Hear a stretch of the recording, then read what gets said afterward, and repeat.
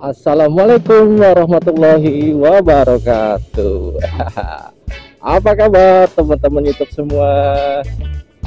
Gimana teman-teman semua kabarnya hari ini? Semoga kalian semua dalam keadaan sehat selalu dan selalu dimurahkan rezekinya dan dimudahkan segala urusannya ya.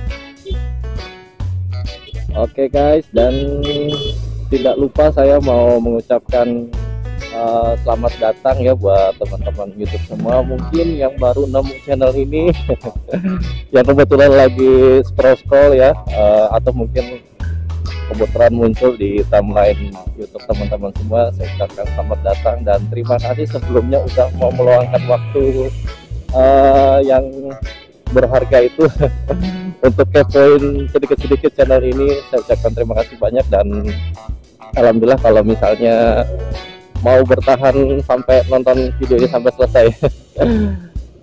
Oke guys, jadi di konten kali ini konten yang ringan-ringan aja kita ngebahasnya ya guys. Jadi saya mau ngebahas kesan-kesannya selama ini ya, walaupun saya belum begitu lama bikin konten bertema motovlog, tapi saya mau ya sedikit cerita lah, sedikit memberikan kesan-kesan saya ya selama bikin konten motovlog itu, apa sih yang saya rasain dan apa sih yang saya dapatkan ya, serta manfaatnya itu seperti apa. Oke guys, jadi nggak panjang lebar ya, saya mau coba urai satu persatu dulu ya. Oke ya, jadi pertama-tama itu saya termotivasi ya atau terbesit untuk coba bikin konten motovlog itu awalnya ngeliat dari teman-teman yang udah mulai duluan ya, senior-senior para motovlogger yang hebat-hebat itu, dan saya lihat mereka itu kok keren-keren banget gitu ya, bisa riding terus sambil merekam segala kejadian-kejadian yang ada di jalan serta hal-hal unik lainnya lah ya. Dan mereka itu membawakan itu sangat enak gitu, sangat ada yang lucu, ada yang serius gitu ya, dan ada juga yang apa namanya membahas seputar tips-tipsnya dan hal-hal yang bermanfaat lainnya ya guys.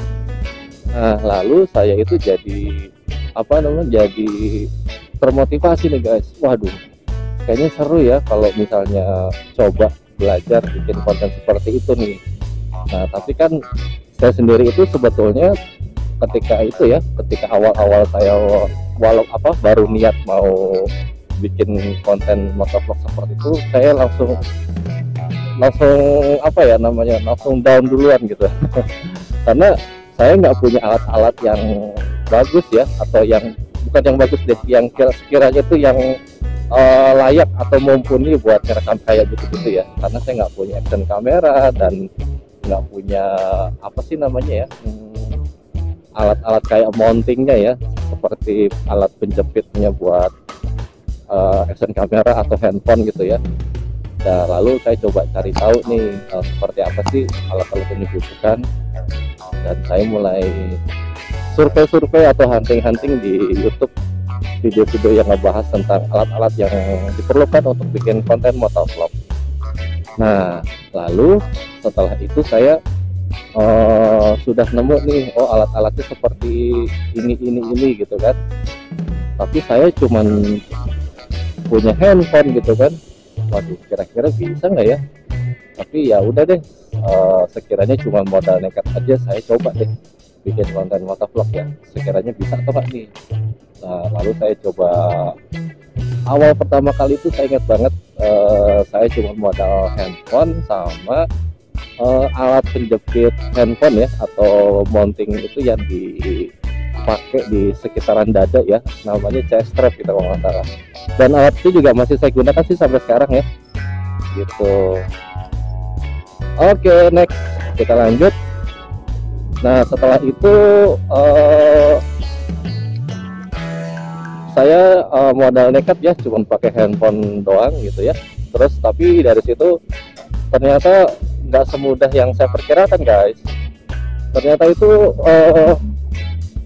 apa yang harus dibahasnya juga nggak tahu. Ya mungkin seperti layaknya para pemula ya, para pemula yang mau coba hal-hal baru, masih grogi atau masih bingung ya, ini apa gitu yang kita mau omongin, terus apa yang mau kita bahas, dan cara bicaranya juga seperti apa ya, kita nggak tahu kan. Wah pokoknya itu hancur banget ya guys. Saya tuh kaku parah, udah kaku parah, terus ngomongnya terbata-bata mungkin ya, sama nggak ngerti deh itu obat apa, saya juga lupa gitu. Mungkin teman-teman semua yang pengen tahu betapa hancurnya ya konten pertama di motovlog itu, mungkin bisa scroll di video awal-awal saya tentang konten motovlog. Ya tapi lumayan lah ya untuk seorang pemula gitu ya. Sedikit ini aja, sedikit menghibur diri ceritanya ya.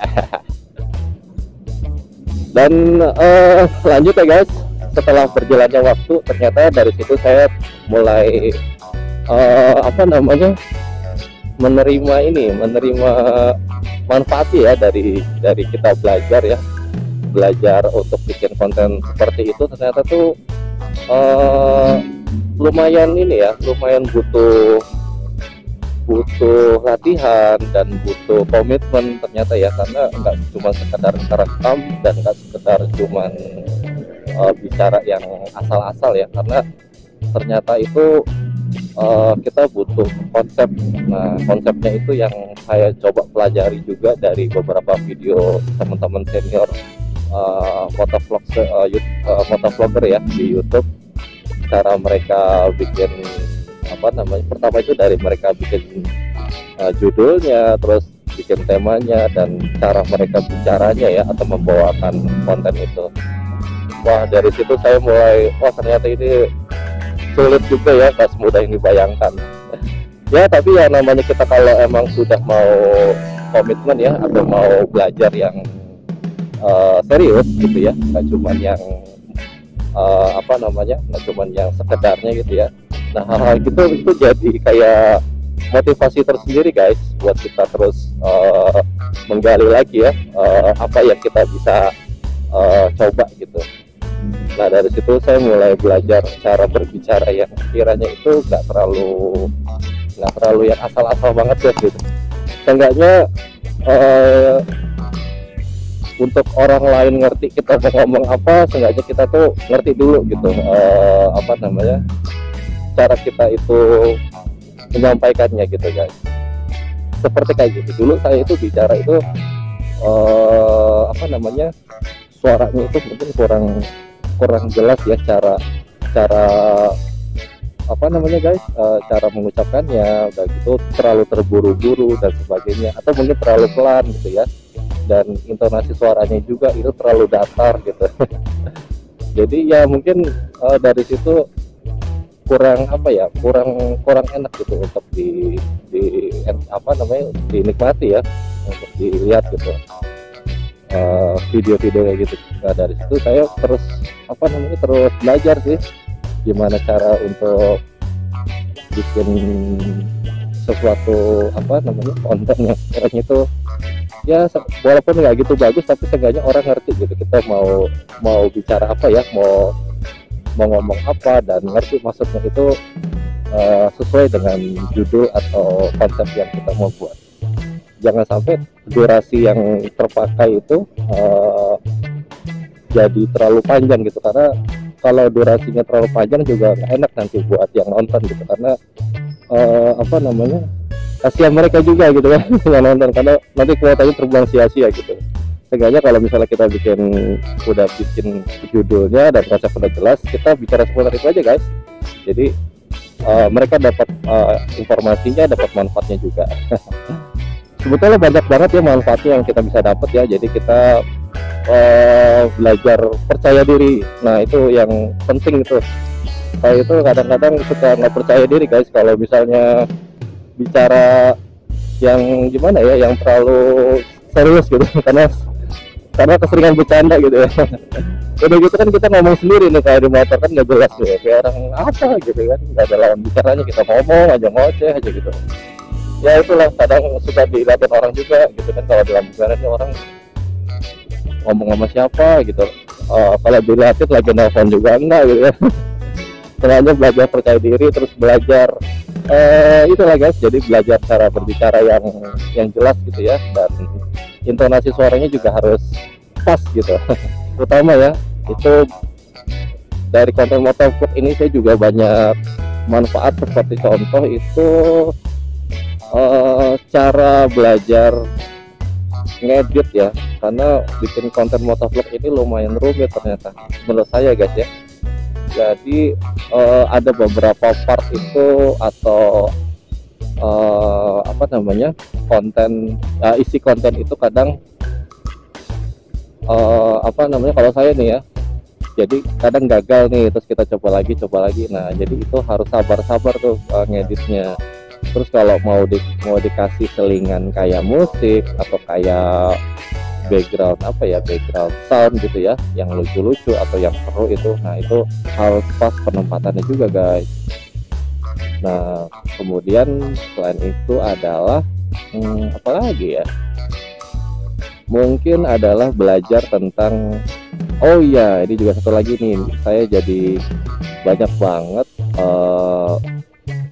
dapat manfaat itu, seperti belajar untuk bikin tampilan visualnya ya, visual videonya itu supaya enak dilihat. Nah dari situ saya nggak tahu sama sekali tentang apa itu resolusi video, lalu apalagi ya, oh ya FPS, kemudian settingan white balance, apalah ISO exposure gitu ya. Wah tuh bahasa-bahasa asing gitu, bahasa-bahasa planet kali saya nggak ngerti gitu ya. Nah hal-hal itu yang harus saya ketahui, dan harus saya nggak usah terlalu paham banget ya, paling nggak ngerti lah dikit-dikit gitu ya.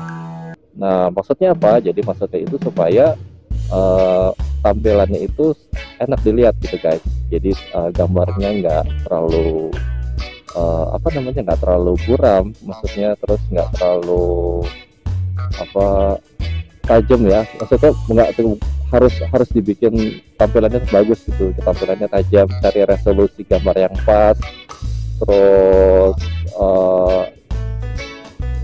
apa itu penempatan kamera atau handphonenya ya, lokasinya juga harus pas gitu, supaya nggak terlalu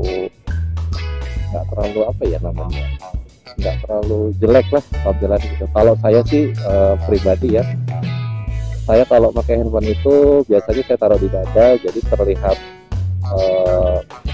setangnya ya terlihat setangnya, dan itu fitur-fitur di handphone juga harus kita pahami supaya dapat setting yang pas ya. Jadi kalau misalnya handphone teman-teman semua ada fitur ACE-nya atau stabilizernya, itu layak banget tuh untuk dipakai supaya nggak terlalu goyang ya guys.